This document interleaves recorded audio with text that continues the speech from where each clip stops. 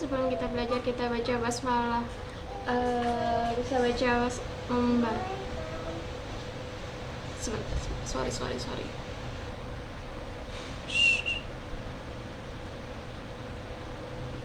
Oke, sebelum kita belajar kita baca basmalah sama-sama. Bismillahirrahmanirrahim.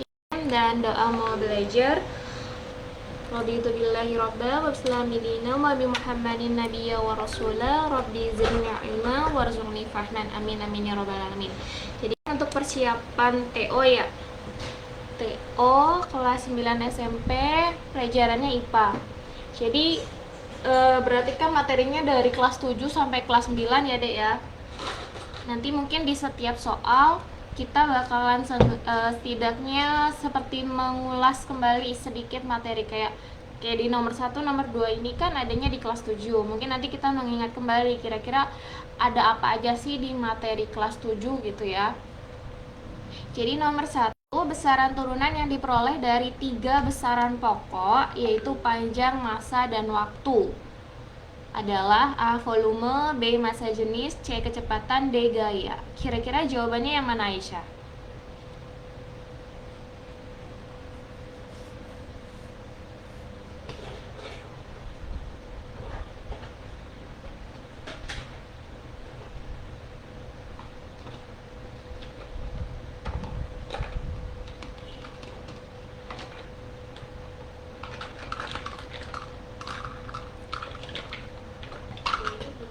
Yang mana? Gaya. Iya, betul, gaya. Jadi kalau misalnya kita mengingat kembali besaran pokok dari panjang punya satuannya itu meter ya. Satuannya meter, massa satuannya kilogram, dan waktu satuannya second atau detik. Nah, ditanyanya besaran turunannya. Jadi kemungkinan entah perkalian, entah pembagian yang dimana menghasilkan ataupun nanti akhirnya tuh memiliki satuan dari ketiga unsur tersebut gitu. Oh ya, sorry. Kalau untuk gaya ini kakak hapus dulu ya. Kalau untuk gaya itu kan F sama dengan M kali A. M-nya itu massa, satuannya kilogram. Kemudian A-nya itu meter per second kuadrat. Oh ya, betul ya. Tadi kalau misalnya untuk ngecek lagi, apa ya, kalau massa jenis gimana? Massa jenis itu kan rho sama dengan M per V. Massa itu kilogram, volume itu meter kubik. Dia nggak ada unsur waktunya, jadi massa jenis tidak termasuk atau pilihan yang salah ya. Kalau volume hanya meter kubik, kalau kecepatan meter per second. Gitu. Kemudian nomor 2, perhatikan hasil pengukuran benda berikut. Hasil pengukuran benda yang ditunjukkan oleh mikrometer skrup tersebut adalah, jawabannya yang mana, Dek?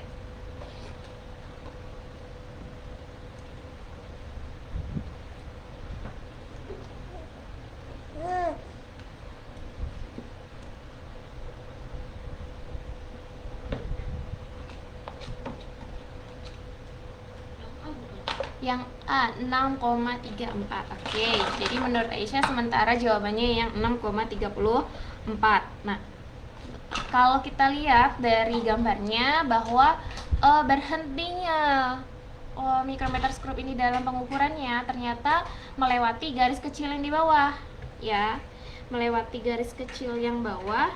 Jadi untuk menghitungnya kan ini yang skala utamanya itu 6 ya, tapi karena sudah melewati dari yang bagian bawah nih, garis bawahnya sudah terlihat, maka di skala utamanya itu 6,5 mm ya, milimeter. Nah, kemudian kita lihat yang di daerah sini, perputarannya itu ternyata berhenti di 34. Tapi karena di mikrometer skrup itu ketelitiannya 0,01 mm, maka kan 0,34 mm. Jadi baru kita tambahkan 6,84 mm. Gitu ya.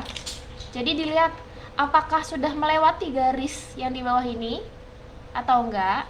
Kalau misalnya dia berhenti sebelum garis di bawah, maka skala utamanya yang di sini ya, skala utamanya 6. Tapi karena dia sudah melewati garis kecil yang bawah, maka kita ambil angka 6,5 mm. Kalau ini yang disebut skala utama, kalau yang di bagian pegangannya atau yang rotating vernier scale itu namanya skala nonius. Skala nonius. Gitu ya. Nomor 3, letak partikelnya sangat rapat. Jadi yang ditanya, perhatikan sifat partikel zat berikut. Letak partikelnya sangat rapat. Susunan partikelnya teratur. Gaya tariknya ini ternyata, kalau yang ketiga sangat lemah, bentuknya berubah sesuai wadah, volumenya tetap. Yang ditanya larutan garam. Larutan garam itu padat, cair, atau gas, Dek?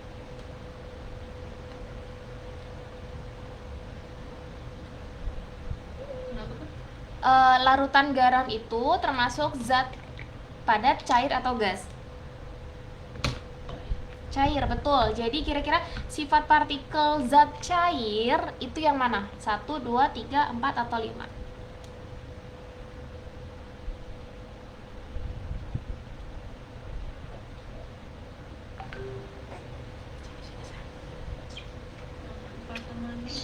Empat dan 5, iya.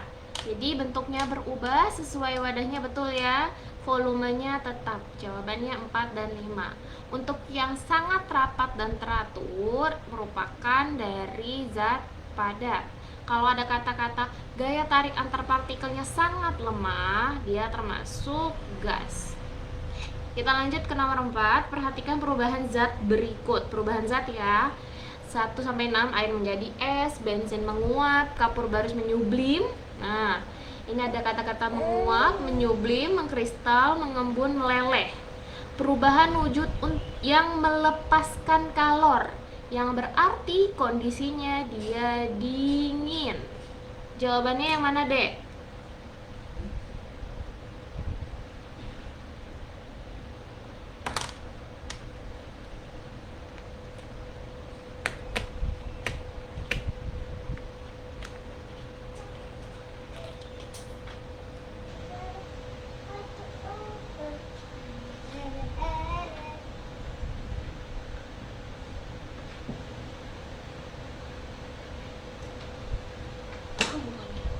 A, 1, 2, 3.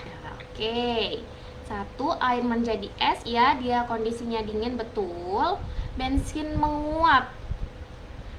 Kalau bensin menguap, dia menerima kalor, makanya dia menguap. Iya nggak sih? Seperti air dididihkan, itu kan makin lama makin habis ya. Ketika air menerima panas, maka zat cairnya berubah jadi gas. Gitu. Sama seperti bensin menguap. Bensin itu kan zat cair. Kondisi menguap itu kan dari cair ke gas, berarti dia menerima kalor. Gitu ya. Kemudian kapur barus menyublim. Jadi kan kalau misalnya gambarannya gini ya, padat, cair, dan gas ya. Jadi kalau kasih warna yang warna ungu ya, yang warna ungu itu adalah yang melepaskan kalor dari cair ke padat. Contohnya kayak air menjadi es, dia kan jadi kondisinya dingin nih.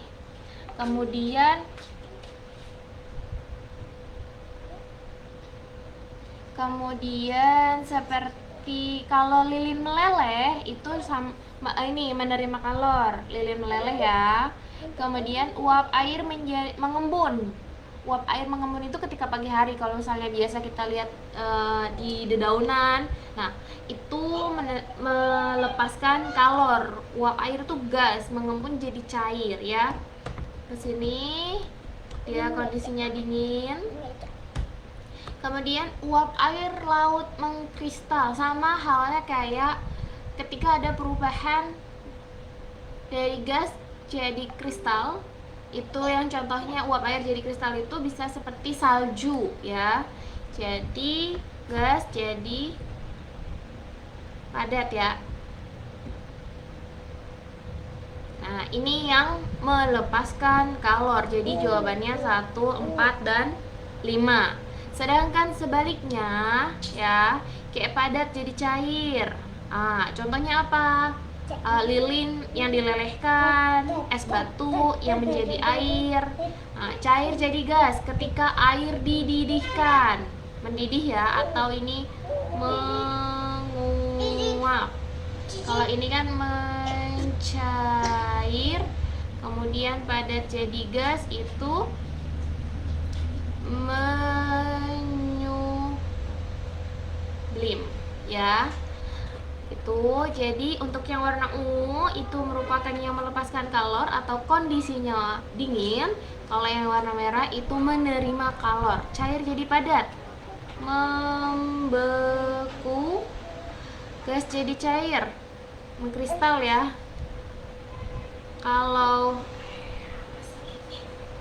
Kalau yang ini gas jadi padat, mengembun.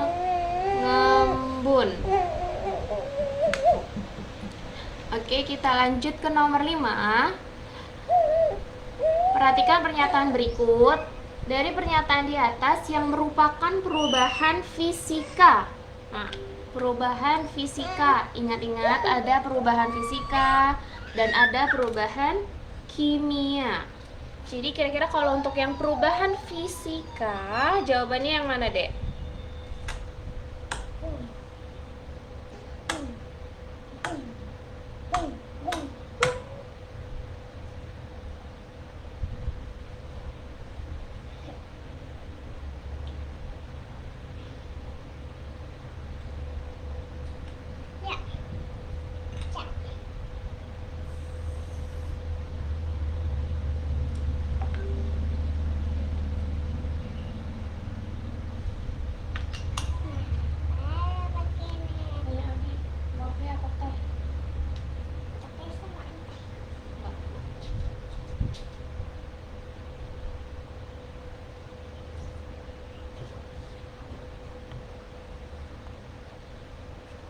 Kira-kira jawabannya yang mana, Dek? Yang muncul bukan? Charlie? Oke, cacing. 2, 4, 5. 2, 4, 5. Oke. Ya, terima kasih Kak. Taruh ya. 2, 4, 5. Nah, jadi di sini kalau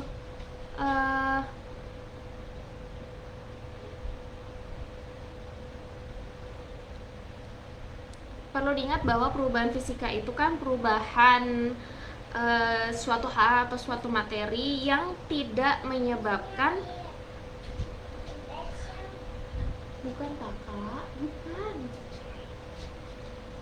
yang tidak menyebabkan pembentukan materi baru.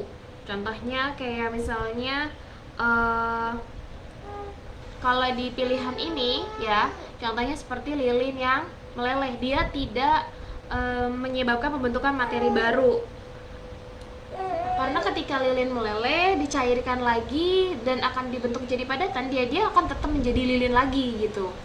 Kembali seperti semula, atau ada kata-kata pernah kita dengar reversible ya. Jadi salah satu poinnya untuk perubahan fisika yang pertama reversible. Kemudian yang kedua, tadi tidak terbentuk zat yang jenisnya baru ya. Tidak terbentuk zat yang jenisnya baru.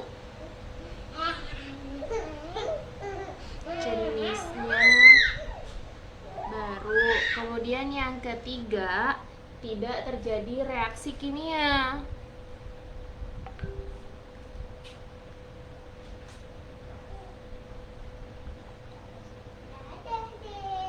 Nah, gitu ya. ini yang paling tepat kalau kerikil yang berasal dari batu setelah mengalami proses penumbukan. Ya tetap ya, kerikil batu yang dipecah pun itu akan tetap menjadi sebuah batu gitu.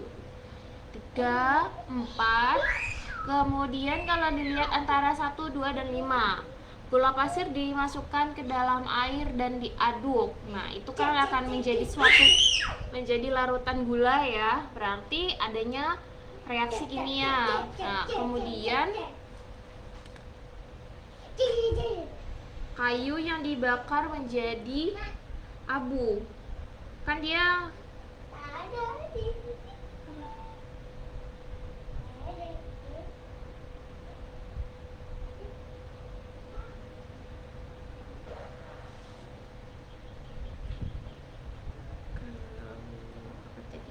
sebentar ya.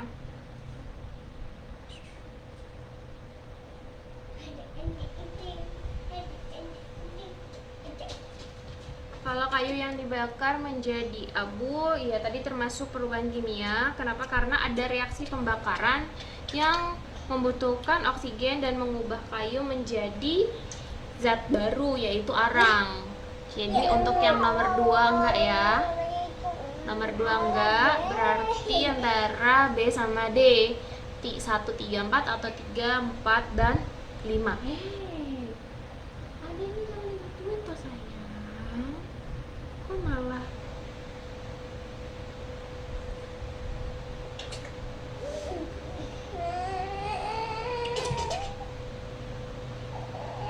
dan kalau beras sorry sebentar, gula pasir dimasukkan dalam air dan diaduk, nanti pun bisa dipisah lagi ya, tidak terbentuk zat jenis baru, tidak terjadi reaksi kimia. Jadi yang lebih kalau yang menunjukkan adanya reaksi kimia itu beras yang dimasak menjadi nasi ya, karena kan pertama dia tidak bisa dikembalikan seperti semula ya. Kalau larutan gula kan dia bisa dipisahkan dengan cara mungkin destilasi ataupun nanti atau ada proses lainnya yang bisa memisahkan antara gula sama si airnya. Jadi jawabannya yang B ya, 1, 3, dan 4.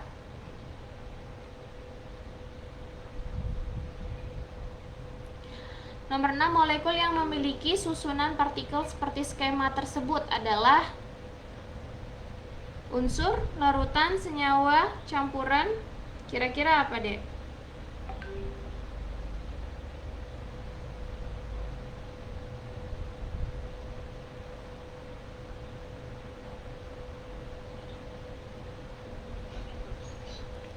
Gimana, Dek?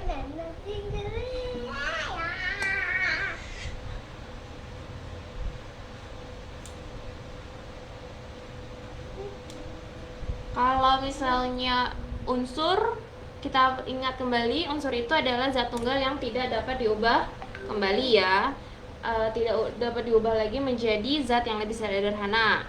Kalau senyawa, zat yang masih dapat diuraikan menjadi 2 zat atau lebih dengan cara kimia.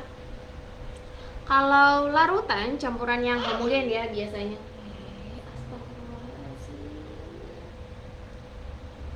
Kalau campuran udah yang kompleks, contohnya tanah, contohnya darah, itu merupakan molekul yang masuknya campuran ya. Nah, kalau misalnya ini kayak gambarnya itu kan ada, kita umpamain kayak ini, anggaplah O, kemudian yang satunya ininya C, kayak karbon dioksida gitu, CO2 ya. Nah, berarti dia kan masih bisa dipisahkan ya.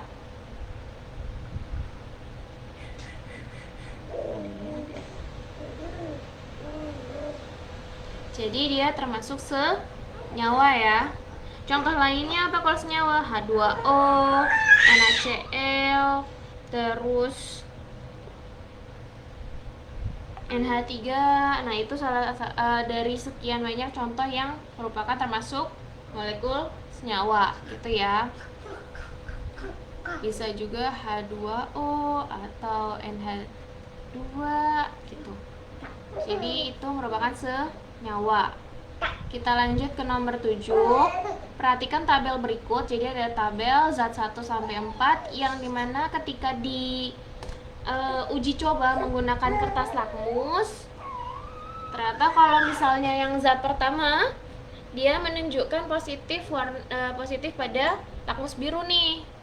Nah, kemudian kalau yang nomor 2 positifnya di lakmus merah.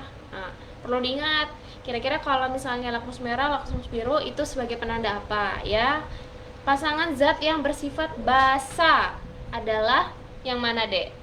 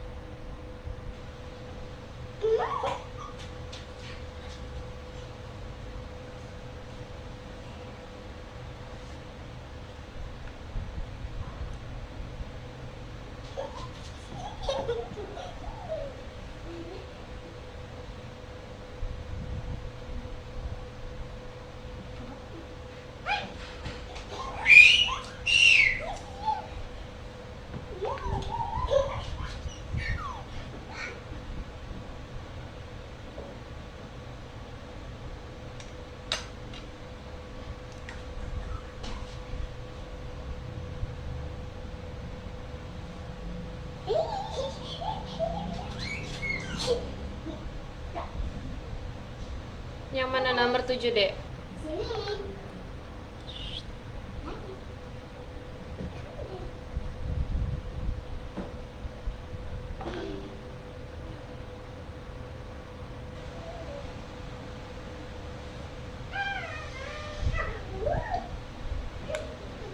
Bravo. Bebek ya? Iya, betul. Bebek jawabannya. Kenapa? Karena menunjukkan positif di lakmus biru. Jadi kalau misalnya menunjukkan positif di lakmus biru, menandakan zatnya basa. Sedangkan yang positif di warna merah, dia menandakan sifatnya asam. Ya. Jadi jawabannya yang B. Nomor 8, kita bisa melihat ada sebuah larutan yang disaring.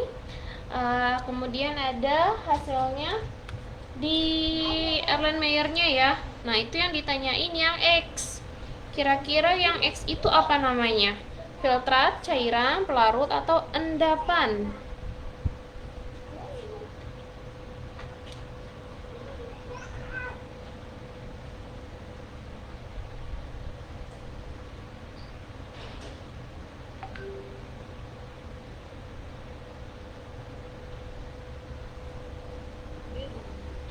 B. Cairan. Sebentar.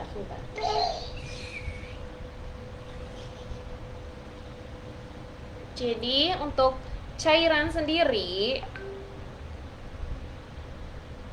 aduh astagfirullahaladzim. Kalau cairan sendiri itu kan biasanya sudah ada apa namanya ya? Mungkin bisa dibilang kayak apa ya kalau cairan yang ngomongnya ya?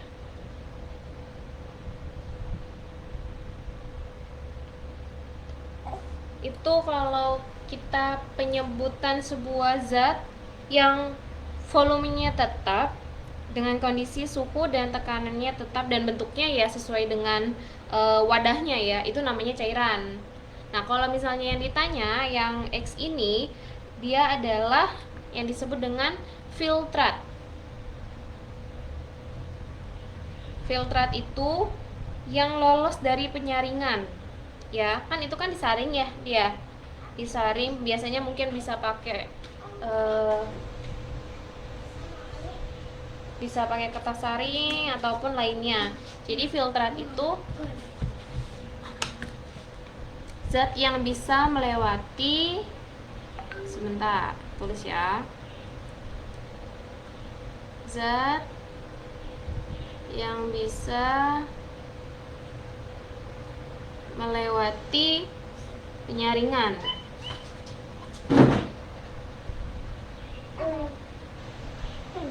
Jadi jawabannya yang A. Itu ya. Nah, kalau misalnya yang di biasanya mungkin ada di sini-sini nih. Nah, ini namanya residu.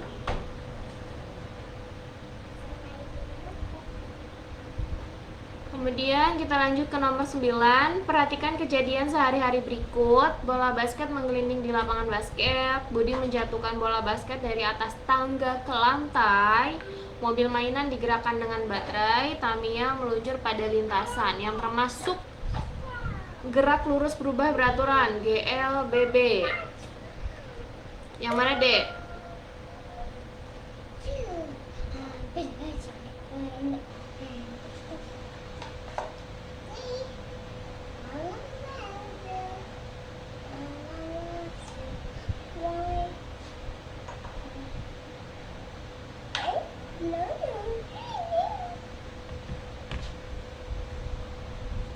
Nah, ini makanya mulutnya hidungnya kemana?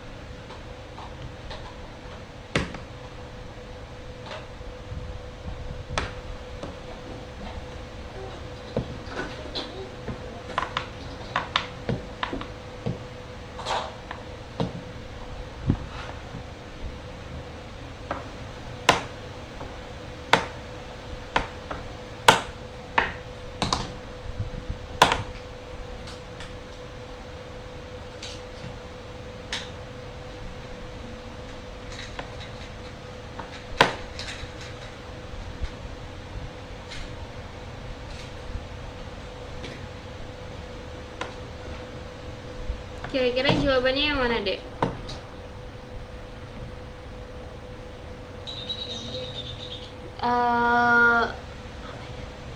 Delta.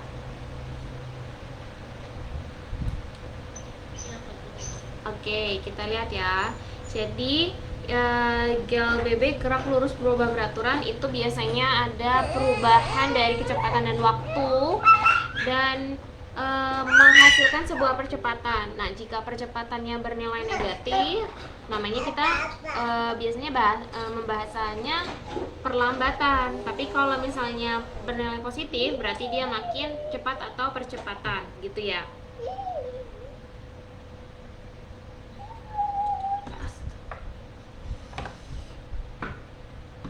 Nah, kalau misalnya di pilihan ini yang termasuk GLBB itu adalah Budi menjatuhkan bola basket dari tangga ke lantai, atau bisa juga kalau ada gambarnya misalnya biasanya ada soal yang kelapa jatuh dari pohon, atau ketika kita melemparkan bola dari genggaman ke atas yang akan jatuh ke lantai ya. Pertama itu, kemudian bisa main itu jangan di sini nggak? Ini nanti kena monitor.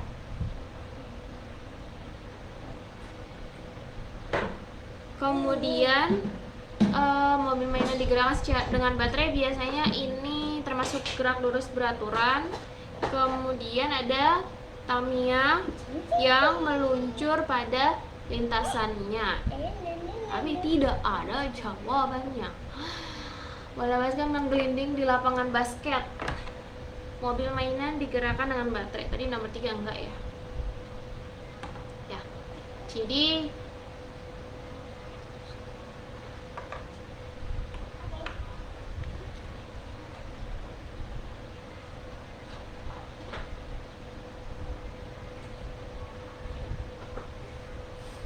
sebentar.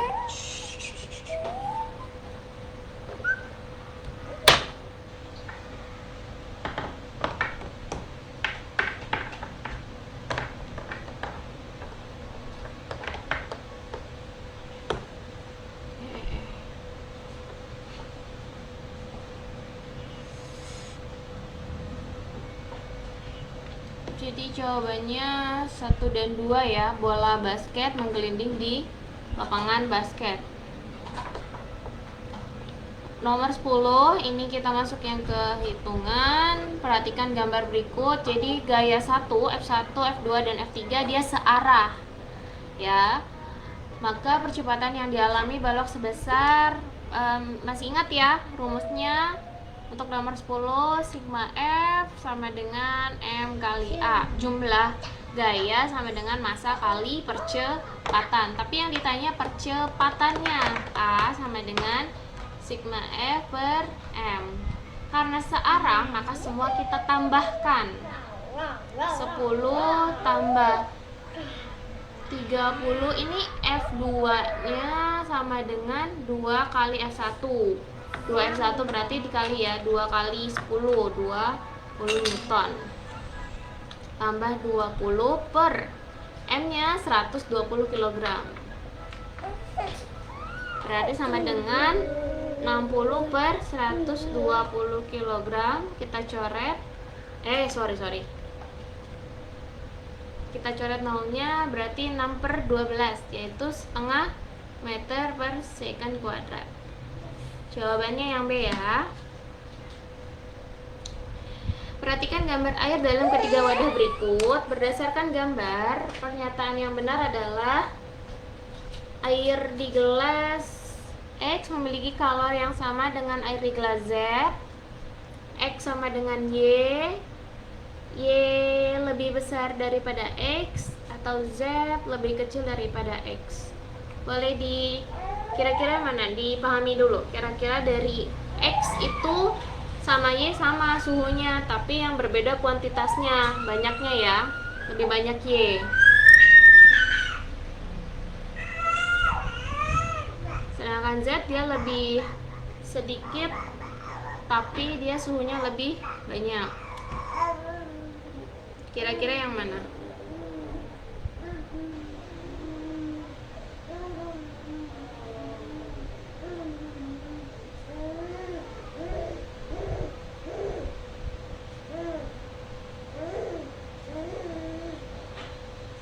Stiker kopi kemarin mana ya?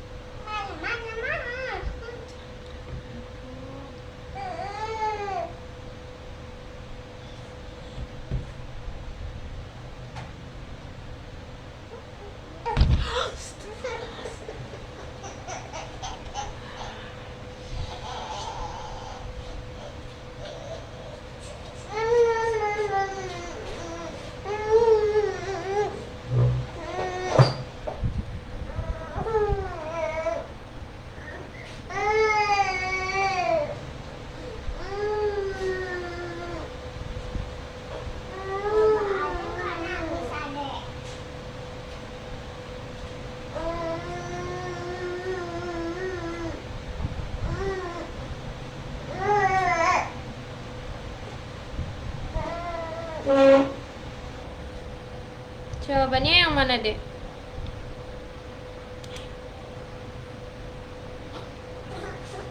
A? Sebentar ya.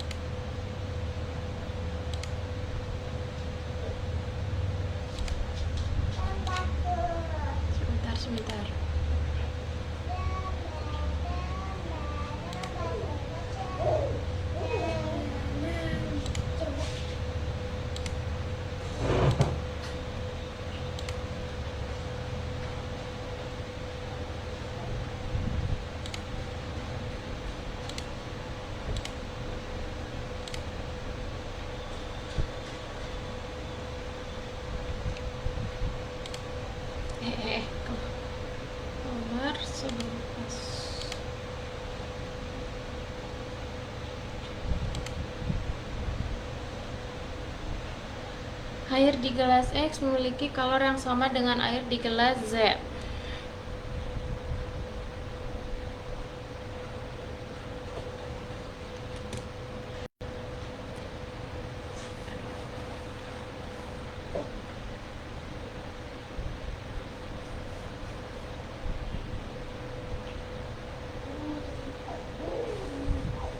Jadi kan di sini yang ditanyakan yang tertera di pilihan itu berkenaan kalor ya. Yang kita ketahui bahwa kalor itu panas bahasa lainnya. Sedangkan yang tertera di gambar itu kan suhu. Suhu kan yang menyatakan derajat panas atau dinginnya suatu benda. Nah, kalau dilihat dari gambarnya, berarti untuk jawabannya itu adalah yang C. Air di gelas Y memiliki kalor yang lebih besar daripada air di gelas X ya.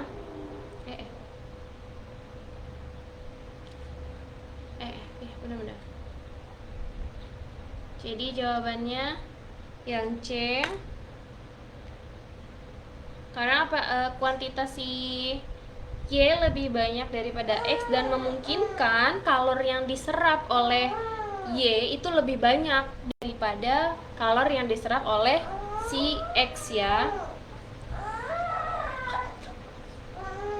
Nomor 12, kita lanjut. Jika massa anak tersebut 50 kg dan percepatan gravitasi di tempat tersebut 10 meter per second kuadrat, maka perbandingan energi potensial anak tersebut pada titik X dan Y adalah, jangan lupa, energi potensial itu rumusnya M kali G kali H. Dicoba dulu, kira-kira mana jawabannya?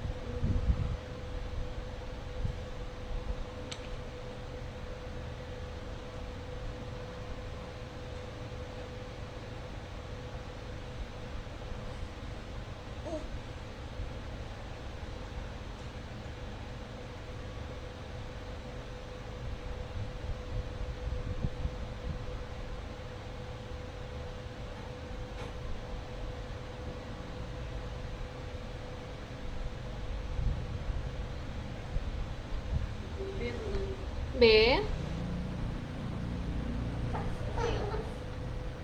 Bebek ya? Iya Kak, bebek. Ini. Oke, jadi dilihat dari ini masanya 50, gravitasinya 10. Ini kita anggap ini yang X ya, ini yang Y. Nah, kalau untuk ketinggian si X, dia berada di tingkat 1, 2, 3, yang berarti 3 kali 20 ya, 60 cm. Tapi jangan lupa diubah ke meter, ke satuan internasionalnya, 0,6 meter. Untuk yang Y sama dengan 3, 4, 5, 6, 7, 8. 8 kali 20 sama dengan 160, yang berarti 1,6 meter. Baru kita masukkan EPX berarti 50 kali 10 kali 0,6. Hasilnya 300 ya. 300 Joule. EPY sama dengan 50 kali 10 kali 1,6. Berarti 50 kali 16. 0,3800 ya. Berarti X banding Y itu sama dengan 300 per 8 banding 800. 3 banding 8. Jawabannya ya.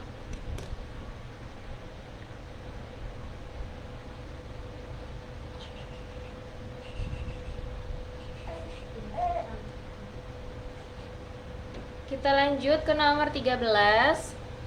Tapi sebelum itu ada yang pengen ditanyain deh.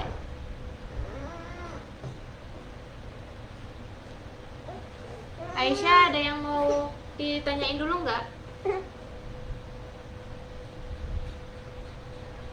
Oke, bisa kita lanjut ya berarti ya. Nomor 13. Tuas ini akan menghasilkan gaya F ya.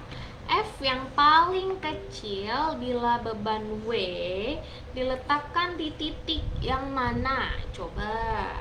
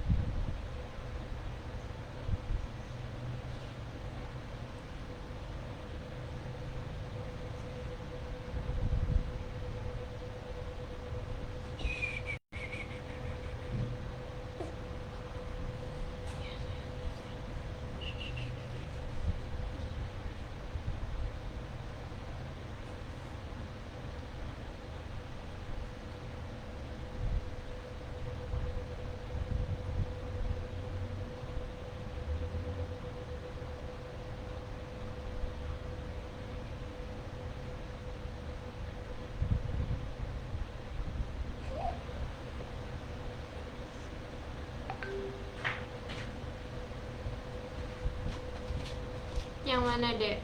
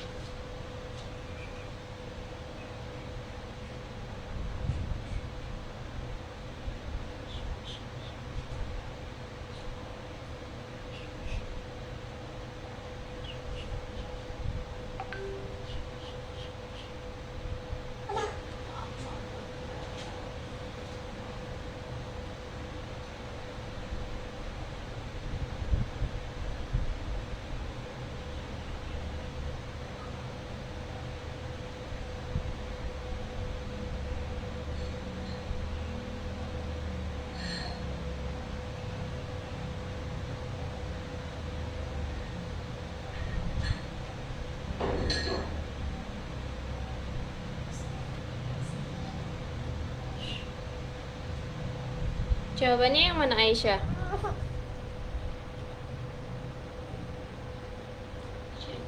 C. W diletakkan di titik 1, betul? Ya.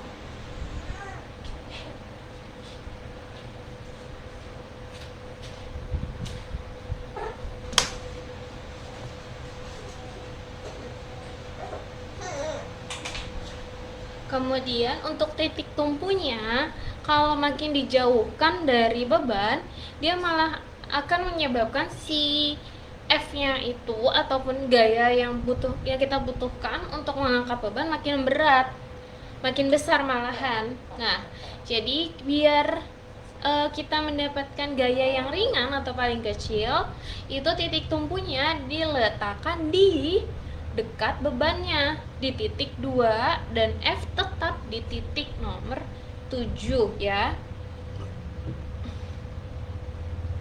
Nanti kalau misalnya T-nya di 5, F-nya di 6, malah bisa jadi patah. Apa ya namanya ya? Kayunya lah kita anggap gitu. Bisa jadi patah karena terlalu tidak seimbang bisa dibilang, dan gaya yang dibutuhkan tuh terlalu besar untuk mengangkat si bebannya atau W-nya. Jadi yang paling tepat itu adalah yang A ya.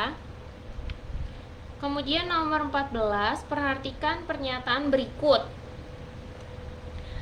Pernyataan di atas yang merupakan akibat rotasi bumi. Masih ingat ya, rotasi bumi itu ketika bumi berputar di porosnya. Jadi jawabannya yang mana nih?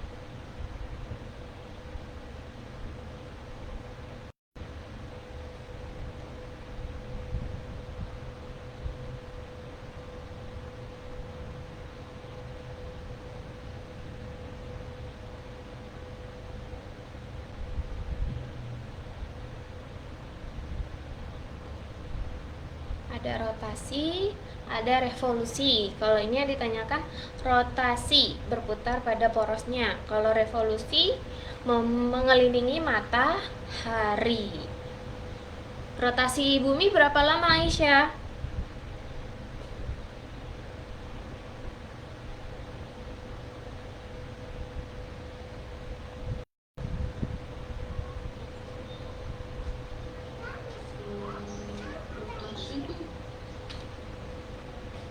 Rotasi itu yang muter di tempat sampai yang muterin matahari. Betul, muterin berputar di tempat.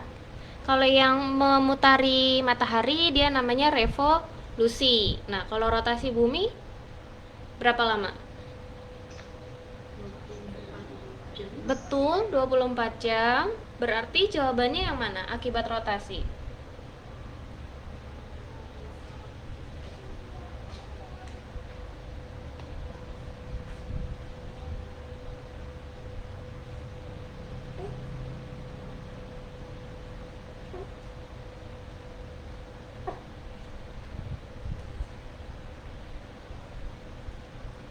B bukan Mbak.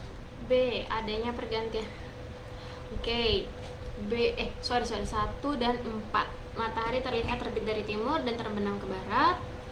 Dan nomor 4-nya, tempat di wilayah timur dan barat memiliki perbedaan waktu.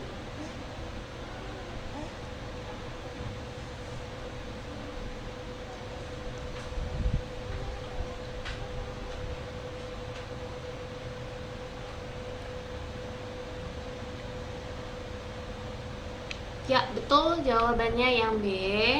Matahari terlihat dari timur dan terbenam ke barat. Ini terjadinya siang dan malam ya. Adanya pergantian siang dan malam. Tempat di wilayah timur dan barat memiliki perbedaan waktu ya. WIB, WIT sama WITA itu disebabkan karena ya adanya ataupun terjadinya siang dan malam gitu, dan adanya perbedaan waktu itu disebabkan juga letaknya ya, derajat di buminya gitu. Adanya pergantian musim, ada kata-kata musim nih, berarti dia revolusi. Lama waktu siang dan malam, ini juga disebabkan oleh revolusi. Nah, kita lanjut ke nomor 15. 2 balok kayu terapung di permukaan laut. Masing-masing balok berada di puncak gelombang. Ya, jadi kalau nomor 15 kita gambarkan, mungkin bisa begini nih. Apa tadi? Balok ya. Anggaplah ini balok. Dan di antara keduanya terdapat 3 lembah. Di antara 2 balok itu terdapat 3 lembah, 2 bukit. 1, 2, 3. Oke, gini ya. Dia ada 3 lembah. Ini lembah.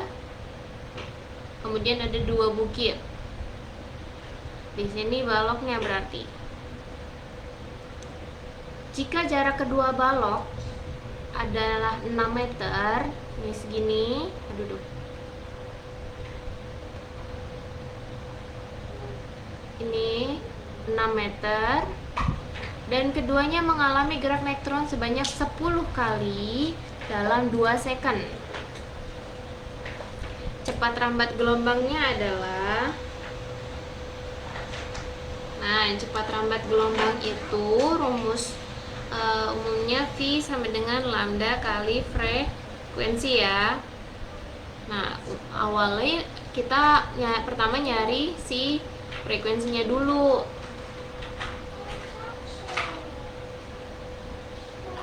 Jangan lupa frekuensi sama dengan N per T. Lambdanya udah dapet, ini lambdanya 6 meter. Nah, coba dulu Aisyah dihitung.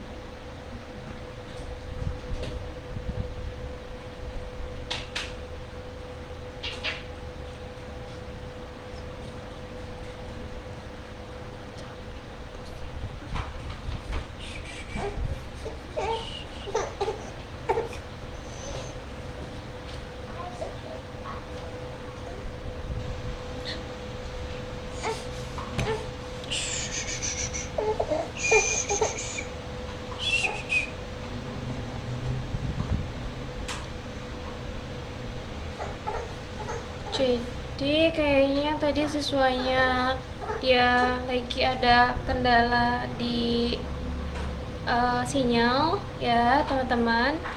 Jadi mungkin nanti akan berlanjut. Tapi sebelumnya bisa teman-teman yang nonton bisa coba di rumah ya. Nomor 15 dihitung, nanti kalau jawabannya udah menemukan jawabannya bisa langsung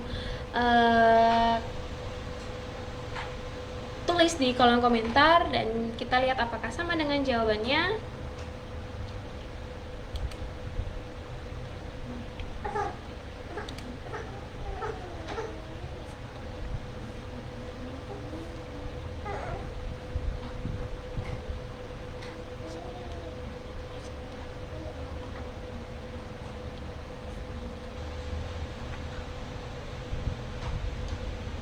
Tunggu sebentar ya, sebentar.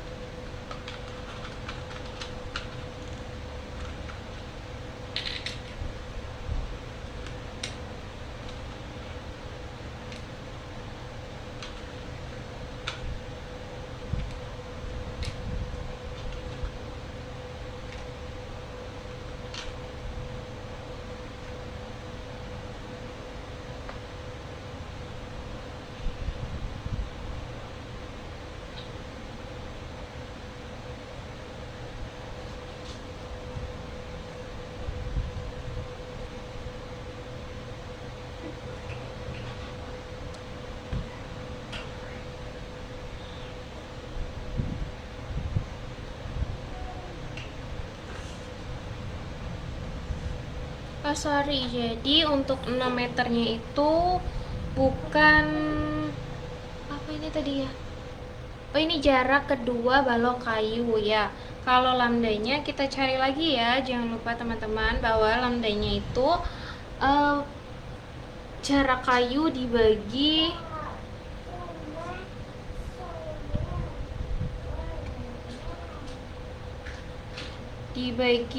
3 ya.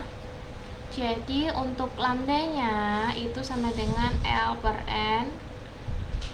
L nya 6, N nya 3, berarti 2 meter. Kemudian untuk frekuensinya pakai N per T Fanta.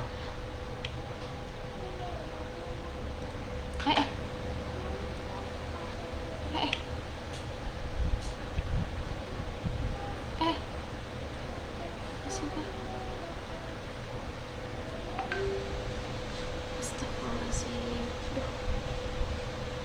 NF-nya itu sama dengan N per T 10 per 2 sama dengan gerakan naik turunnya sebanyak 10 kali dalam 2 second. Berarti F N per T 10 per 2 yang berarti 5 Hz. Nah, untuk V-nya atau kecepatan lambatnya jadi lambda kali frekuensi 2 kali 5 ya, sama dengan 10 meter per second. Gitu ya.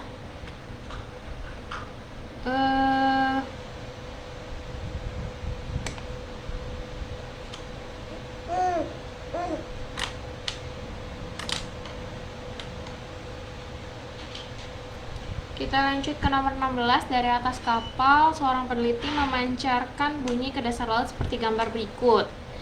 Berdasarkan observasi, ternyata bunyi pantul terdeteksi setelah 5 second. Ya.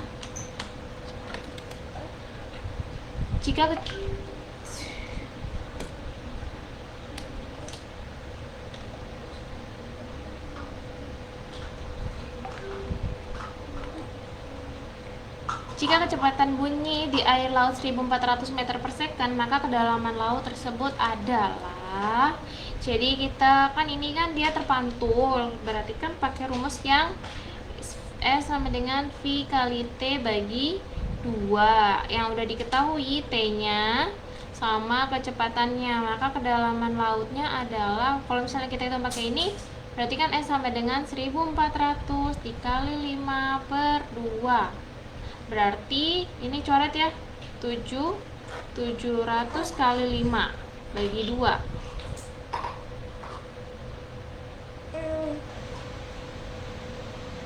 Oh, sorry, berarti gak perlu ini ya, gak perlu angka 2-nya, karena kan yang diminta adalah kedalaman laut ya, memang S-nya, tapi tanpa adanya pantulan. Misalnya nggak ada pantulan berarti 700 kali 5 aja ya.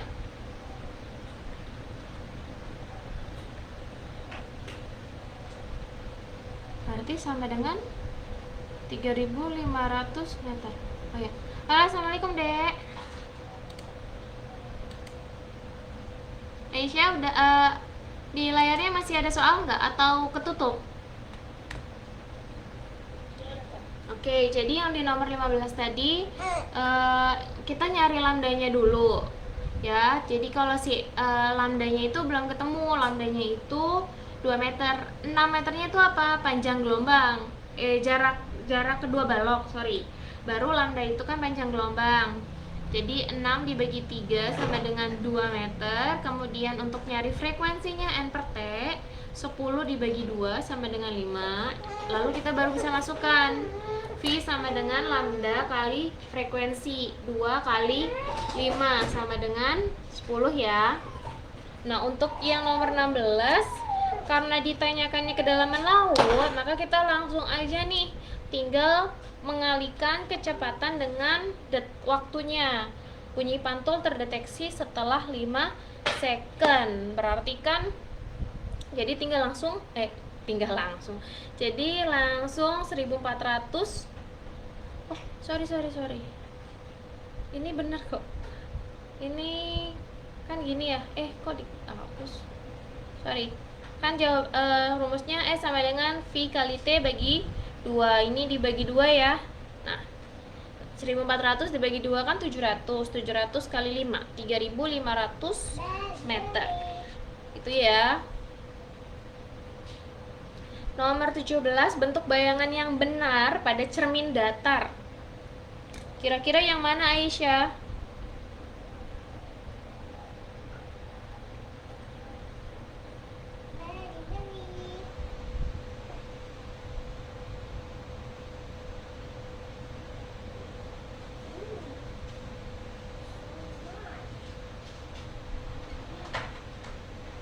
Kayak kita lagi bercermin depan kaca. Kira-kira untuk jawabannya yang mana?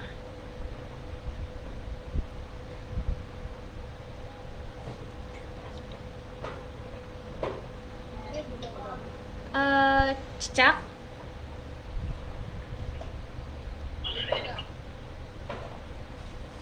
Ya, cicak ya. Dilihat dari kakinya, ya gambarnya sih ya, dari gambarnya ya. Kalau udah A udah salah karena masa hadapannya seperti itu.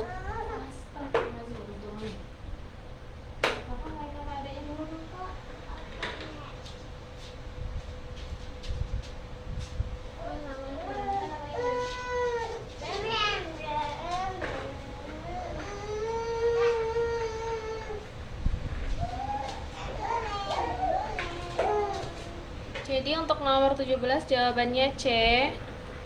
Nomor 18, dua buah muatan masing-masing Q1, Q2 berada di udara terpisah pada jarak 2R sehingga terjadi gaya tarik sebesar F. Nah, kemudian jika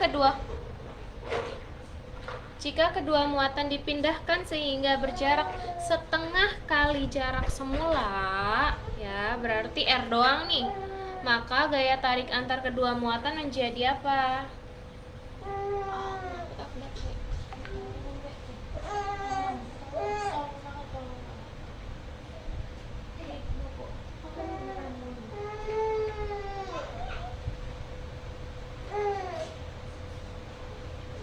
Masih ingat ya rumusnya? F sama dengan kakiku rata. F sama dengan kakiku rata ya. Tinggal nanti dimasukkan. Sebentar. Kakak.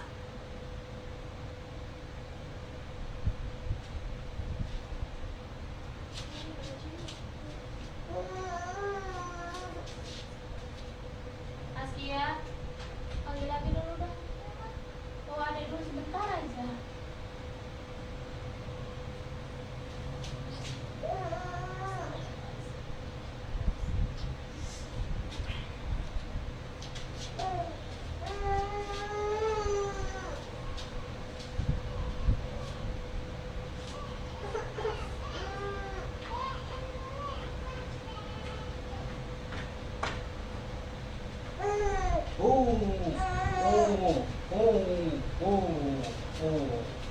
tadi tak Terus kita bikin ini kan F1-nya ya. Di sini kita gambarinnya gini deh. Digedein dikit ya. Biar kira-kira muat gak.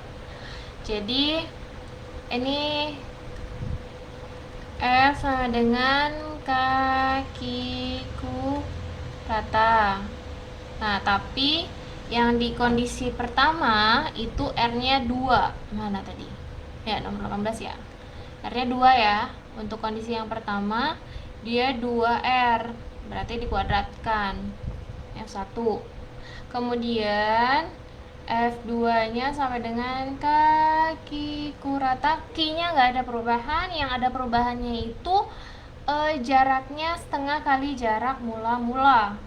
Berarti yang tadinya 2R dia jadi R doang ya, R kuadrat.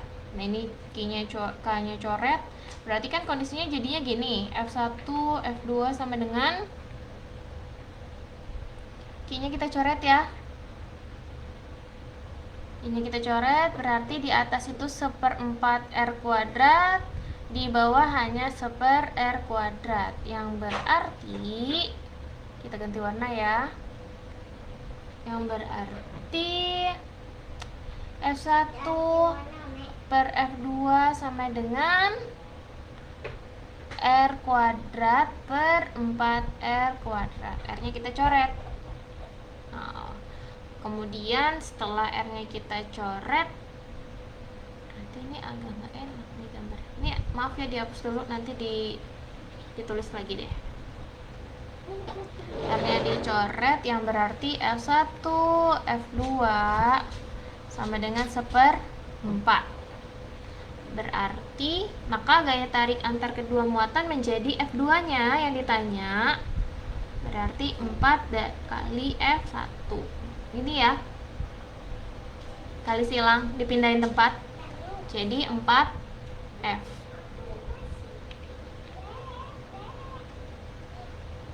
Gitu ya.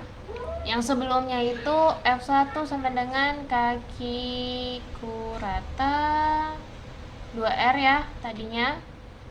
Terus untuk kondisi kedua ini 1 nih 2, ininya jadinya R kuadrat doang. Lalu nanti pindah ke sebelah sini ya. Gitu. Kemudian untuk nomor 19, besar kuat arus yang mengalir dalam rangkaian tersebut. Nah, jadi ada R1, R2, R3 yang dimana R2 dan R3 itu paralel. Jadi kita cari R totalnya dulu ya. R total dari R paralel R2 sama R3. Nah, jangan lupa 1/R total sama dengan 1/R2 ditambah 1/R3. 1/3 ditambah 1/6. 2 tambah 1 sama dengan 3/6, yang berarti R totalnya sama R paralel ya, R paralel. Nanti kalau R total dikira sama nomor R1 nya lagi. Mana ya? R paralel. Berarti 6/3 sama dengan 2 ohm ya. 2 ohm. Baru kalau mau R totalnya kita tambahkan semua. R1 ditambah R paralelnya. 1 ditambah 2. Kok 6? 1 tambah 2 yang berarti 3 ohm. Kemudian ada V. Nah, yang ditanya adalah kuat arus. Rumusnya V sama dengan I kali R ya, dari sini berarti I sama dengan V/R.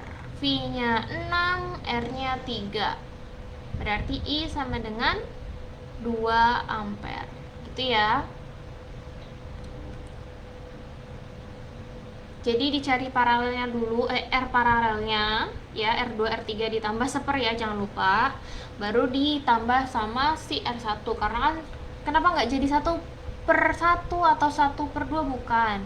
Karena kan udah jadi seri. Kalau seri tinggal ditambahkan aja. Jangan lupa ya. Kemudian di nomor 20 ini ada salah satu cara untuk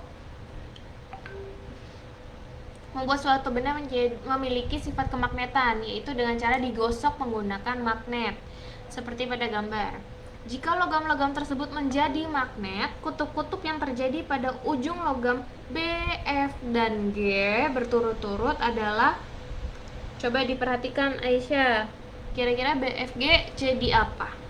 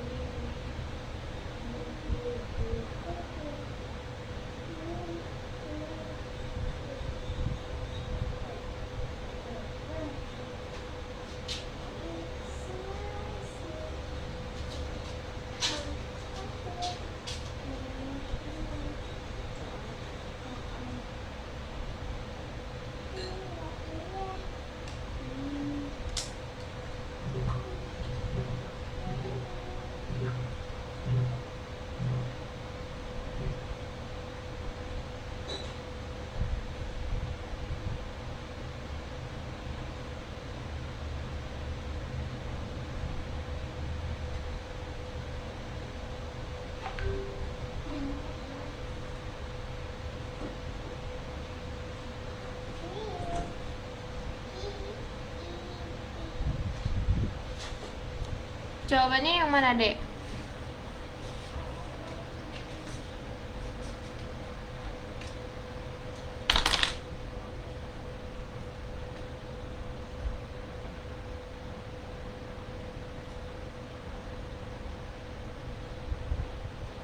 Cek. C. Kutub utara, utara, dan selatan ya. Jadi kalau kita lihat dari gambarnya ya, kan si magnet itu pertama kali menyentuh C. Berarti C itu jadi selatan, D-nya jadi utara. Nah, karena kemudian ada bahasanya penginduksian kali ya. Jadi si A sama B, E, F, G, H itu diinduksi. Berarti B-nya itu U, A-nya S. Ya. Kemudian E-nya itu S, F-nya U, G-nya S, H-nya U. B-nya utara, F-nya utara, G-nya selatan. Ya, betul ya. Jawabannya yang C.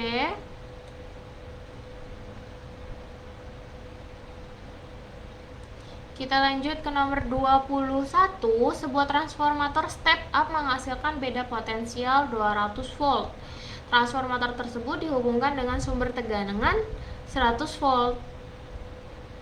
Jika arus yang mengalir pada kumparan primer 150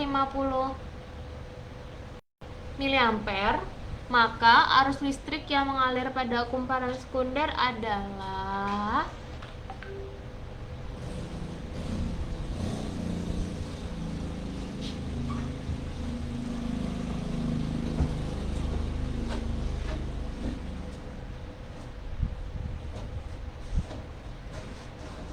kira-kira jawabannya apa?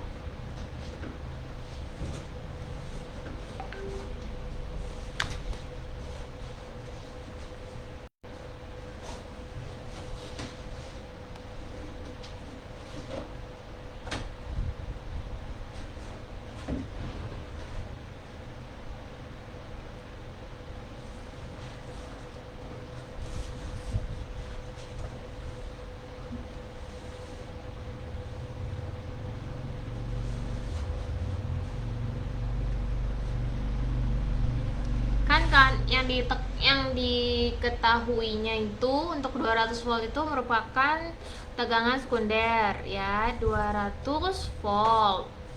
Kemudian kita ketahui transformator tersebut dihubungkan dengan sumber tegangan, dia ini tegangan primer 100 volt ya.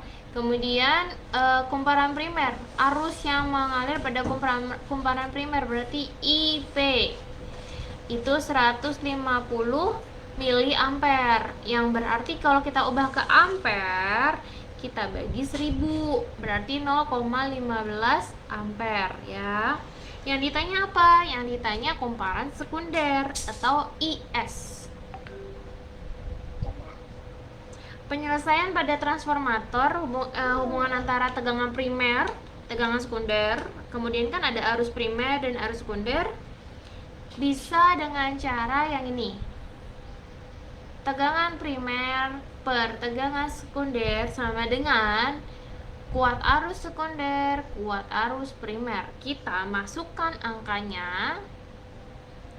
PP-nya 100, VS-nya 200, IS-nya yang ditanyakan, IP-nya 0,15. Aduh. Ya, 0,15. Nah, berarti IS sama dengan 100 kali 0,15 per 200 ya, IS ya, betul. Yang berarti di sini IS sama dengan 15 dibagi 200 gitu ya. 15 dibagi 200 itu 0,075 ampere. Tapi karena di sini miliampere, maka IS-nya jadi dikali 1000 ya untuk jadiin miliampere. Berarti IS sama dengan 75 mili ampere. Jawabannya yang A ya. Nomor 22, ketika bayi baru lahir tingginya 50 cm. Setelah 1 bulan diukur tingginya di posyandu menjadi 55 cm. Hal ini merupakan ciri makhluk hidup, yaitu apa jawabannya Aisyah?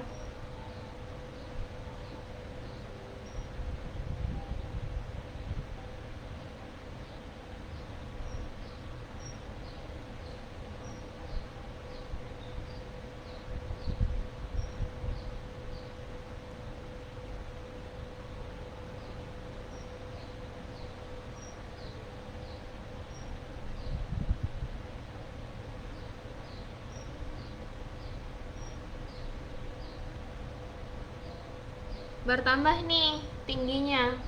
Berarti namanya apa?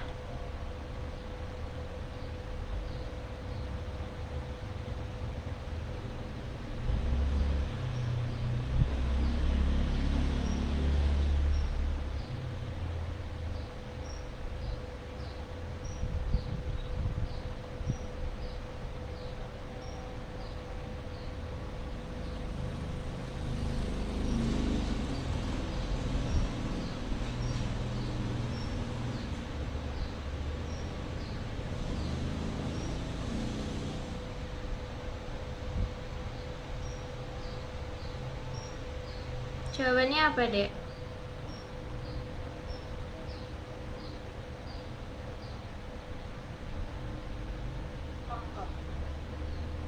Ya,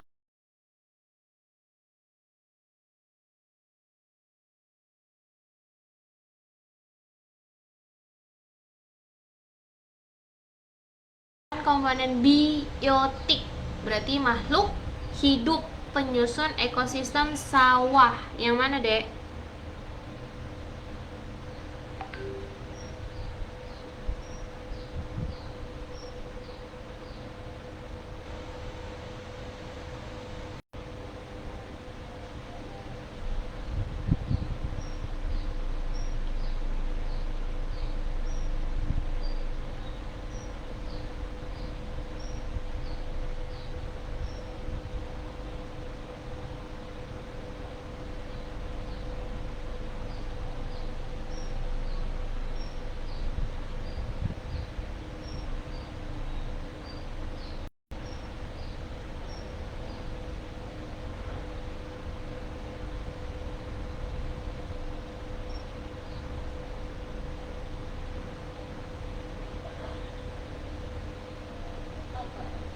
A. 1, 2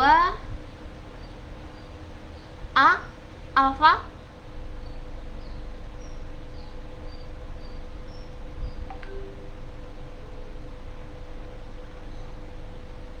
Yang di sawah, Dek.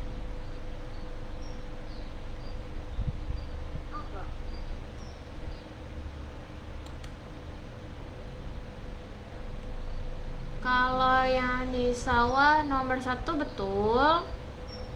2 mungkin ada ya, tapi 3-nya beruang nggak ada ya. Stroberi bukan di sawah, melainkan biasanya di lahan atau kebun. Belalang biasa ya, dia kan salah satu hama. Jahe bukan, katak iya, rumput laut di laut, apel di kebun, kucing tidak. Jadi jawabannya yang B, 1, 5, dan 7 ya. Informasi tentang domba-domba yang mati di mangsa macan tutul sering terjadi di daerah Lebak. Beberapa kemungkinan penyebab terjadinya fenomena tersebut di atas adalah sebagai berikut. 1. Keseimbangan alam terganggu. 2. Sumber makanan macan tutul terbatas. 3. Peternakan domba dekat daerah hutan. 4. Habitat macan tutul terganggu.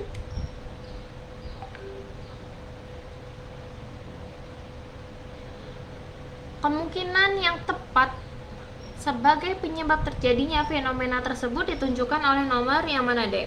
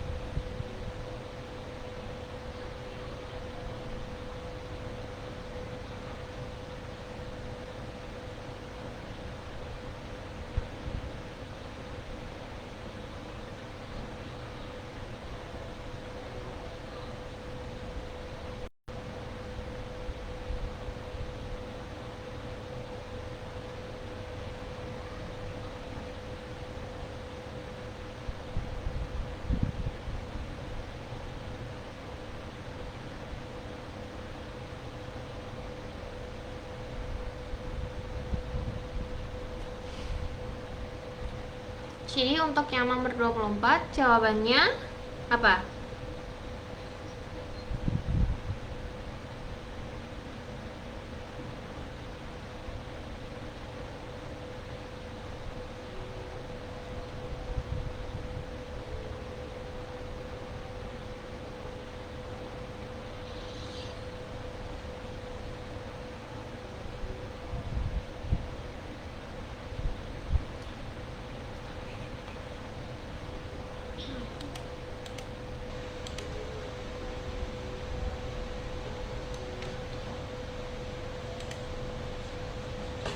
Yang B ya. Keseimbangan alam terganggu, iya. Sumber makanan macan tutul terbatas dan habitat macan tutul terganggu. Nomor 25, pada suatu kota terdapat penduduk wanita lebih banyak daripada pria dan berada pada usia reproduktif. Setiap tahun angka pertumbuhan penduduk bertambah. Setelah 10 tahun kemudian, permasalahan lingkungan yang dapat terjadi antara lain: makin sering terjadi kriminalitas, tingkat pendidikan penduduk makin tinggi, ya enggak ya, kalau makin tinggi enggak, berkurang sumber daya alam yang tersedia, peningkatan pencemaran air di lingkungan kota tersebut. Jadi makin banyak orang di suatu daerah, yang paling memungkinkan, paling cepatnya efeknya atau dampaknya itu adalah peningkatan pencemaran air di lingkungan kota tersebut, karena kan tiap hari dipakai untuk kegiatan sehari-hari seperti mandi, cuci muka, cuci baju, terus cuci piring, ya hal-hal yang berkaitan dengan penggunaan air lah gitu. Nomor 26, perhatikan gambar pabrik yang menimbulkan pencemaran udara. Upaya yang dapat dilakukan untuk memperbaiki lingkungan tersebut adalah mewajibkan semua karyawan memakai masker, enggak ya. Mengganti bahan bakar fosil dengan bahan gas, enggak. Memindahkan pabrik ke daerah pegunungan, malah nanti bisa jadi merusak alam yang di sana, gitu ya. Yang paling tepat adalah memperbaiki instalasi pembuangan limbah atau cerobong asap. Kita lanjut ke nomor 27. Ada tabel pemanfaatan bioteknologi, produk, proses, dan aspeknya.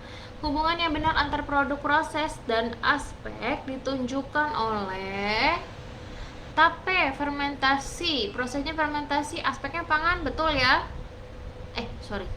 Iya benar.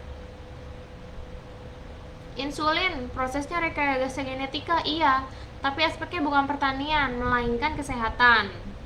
Jadi ini harusnya kesehatan. Kecap, fermentasi, pangan, iya. Yogurt, rekayasa genetik, enggak, bukan. Kedelai transgenik, fermentasi, pertanian, bukan ya. Jadi jawabannya adalah yang B.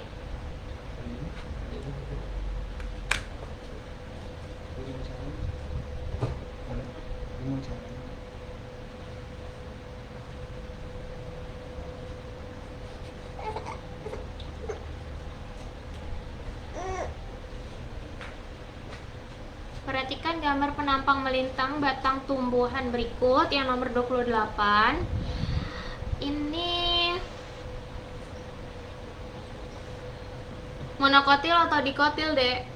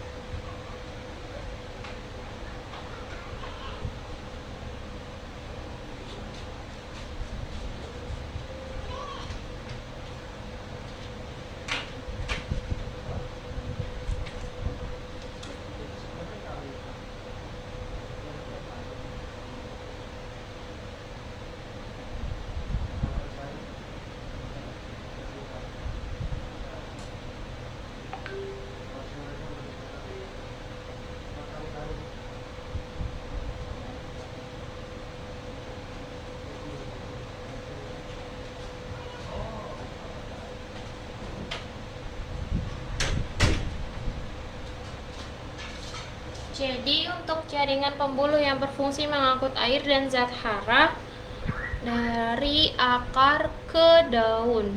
Kalau dari akar ke daun silem apa floem, Dek?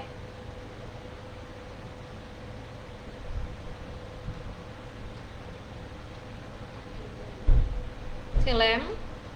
Berarti kalau floem itu dia mengangkut hasil fotosintesis ya.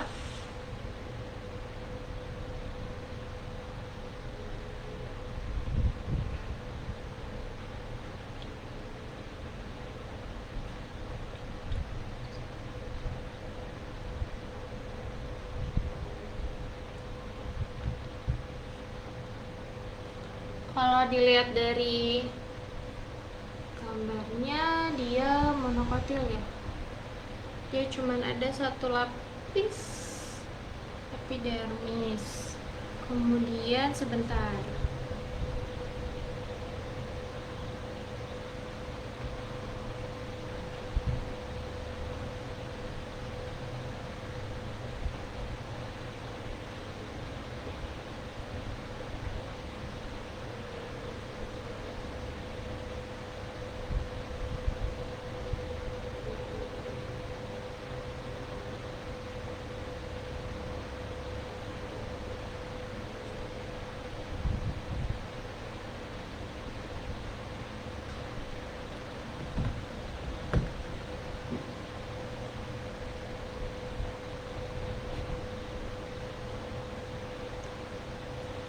Jadi untuk yang mengangkut air dan zat hara itu adalah yang D ya.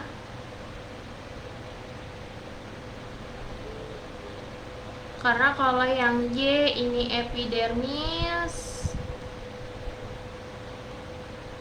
Kemudian untuk yang X sebentar, nggak terlalu jelas soalnya.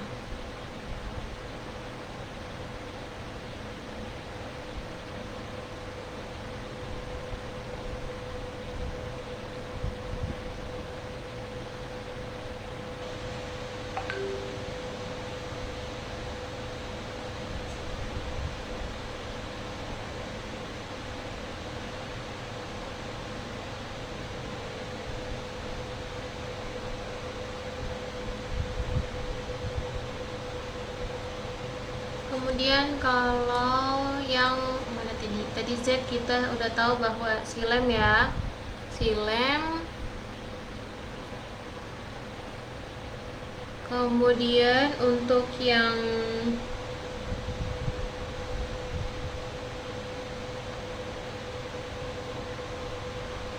W itu korteks ya.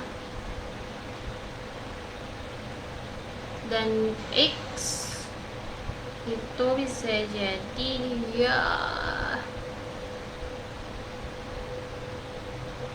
kambium apa ya, ini bisa kambium ya.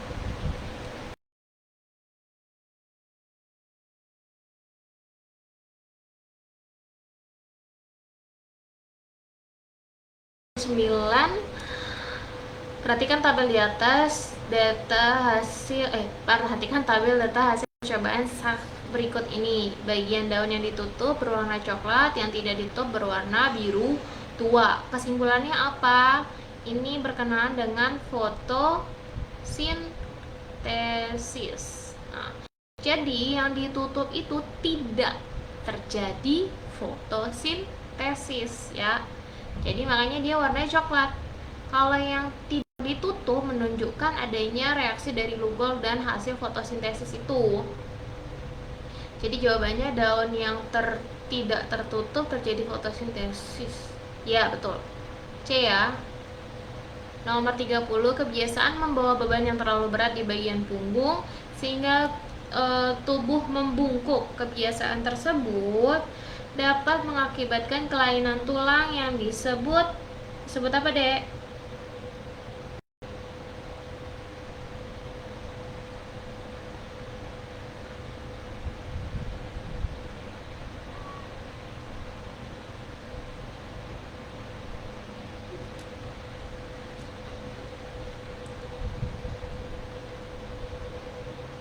Jadi untuk yang membungkuk jawabannya yang kifosis ya.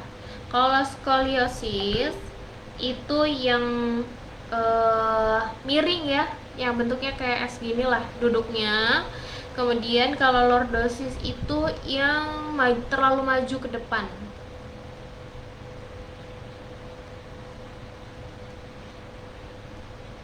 Bukan tegak ya. Kalau rakitis kan bukan ini ya,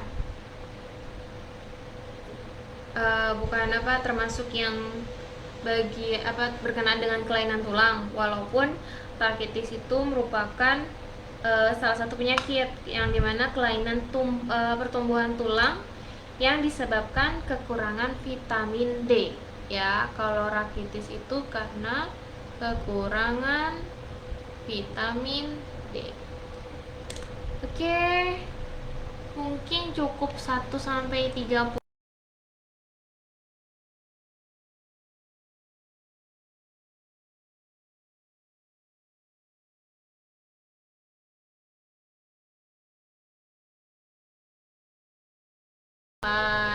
40 buat percobaan di rumah. Jadi sekian untuk agenda hari ini. Ada yang ingin ditanyakan, Dek? Oke. Kita tutup ya agenda hari ini dengan hamdalah, alhamdulillahirabbil alamin, dan doa kafaratul majelis. Subhanakallahumma wa bihamdika asyhadu an la ilaha illa anta astaghfiruka wa atubu ilaik. Terima kasih atas kehadirannya. Mohon maaf jika ada yang salah. Kakak tutup. Assalamualaikum warahmatullahi wabarakatuh. Siap.